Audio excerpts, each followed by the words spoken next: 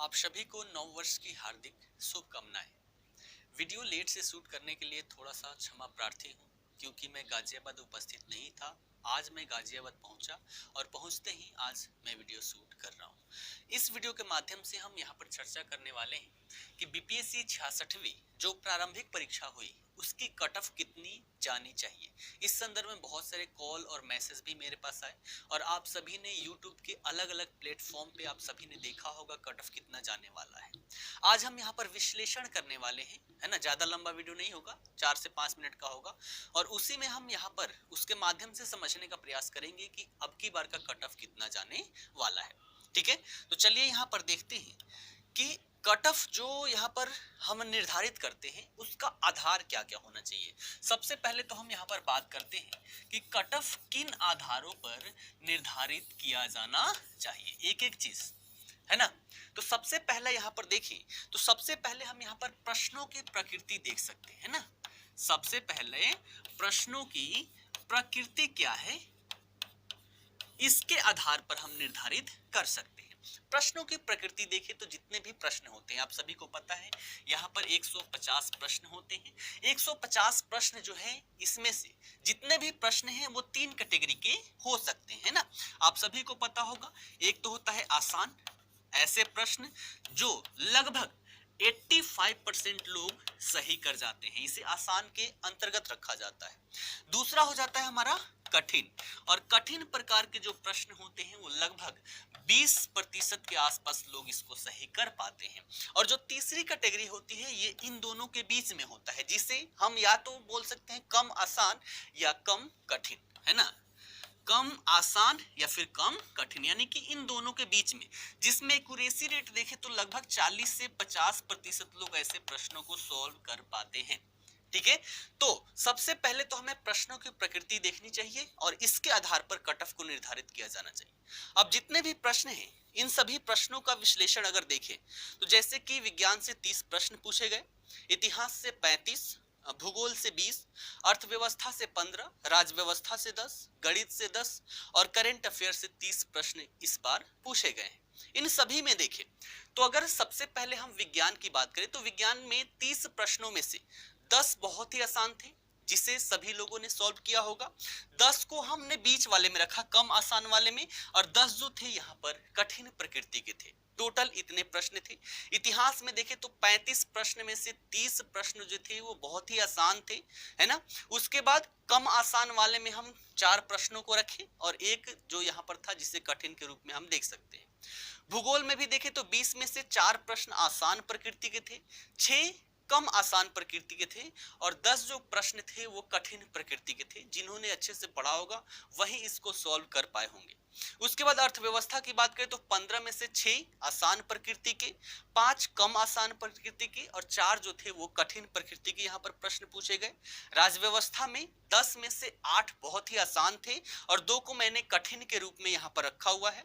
गणित की बात करें तो गणित के 10 प्रश्नों में से 8 जो प्रश्न थे बहुत ही आसान प्रकृति के थे और 2 कठिन प्रकृति के थे। करंट अफेयर देखें तो लगभग 19-20 ऐसे प्रश्न थे जिसे सभी लोगों ने अच्छे से सॉल्व किया होगा और 7 जो थे कम आसान प्रकृति के थे और 4 हम कठिन वाले में कह सकते हैं। तो टोटल अगर डिस्क्राइब करें प्रश्नों की तो इतना आधार रहा।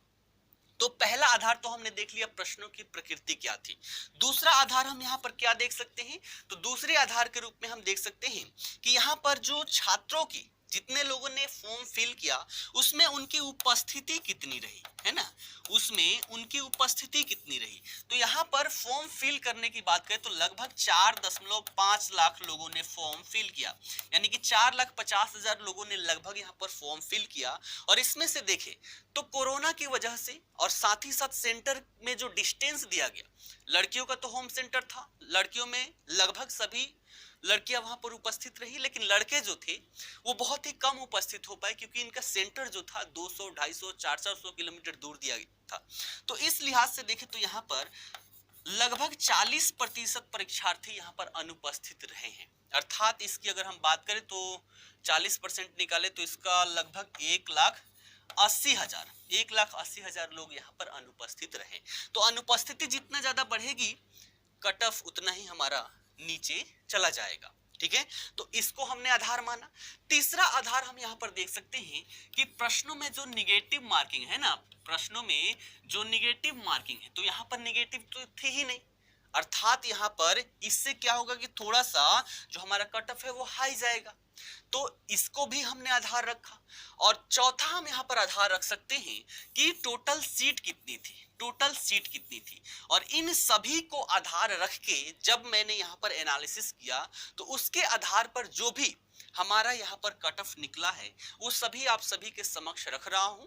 प्लस माइनस हम 2 लेकर चलेंगे, है ना, प्लस माइनस 2 लेकर चलेंगे। जितना भी मैं यहाँ पर कट ऑफ बताऊंगा इसका प्लस माइनस 2 लेकर चलेंगे, ठीक है।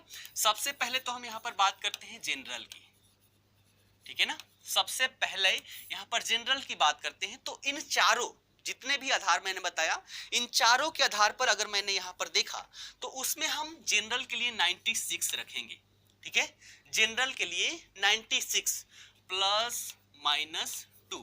अभी हम बात कर रहे हैं मेल की, ठीक है, उसके बाद हम बात कर लेंगे यहाँ पर फीमेल की, ठीक। तो सबसे पहले हम जनरल में देखें तो 96 मैंने रखा, जो भी मैं रखूंगा उसमें प्लस माइनस 2 लेकर चलना है।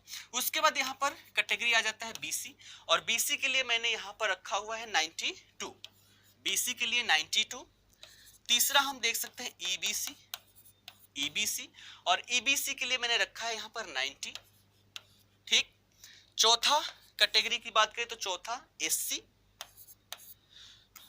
पांचवा एसटी।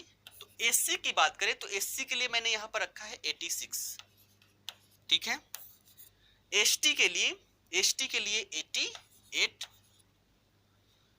छठे की बात करें, छठे कैटेगरी की, तो फ्रीडम फाइटर, है ना, इनके लिए जो मैंने यहां पर रखा हुआ है 87, ठीक है।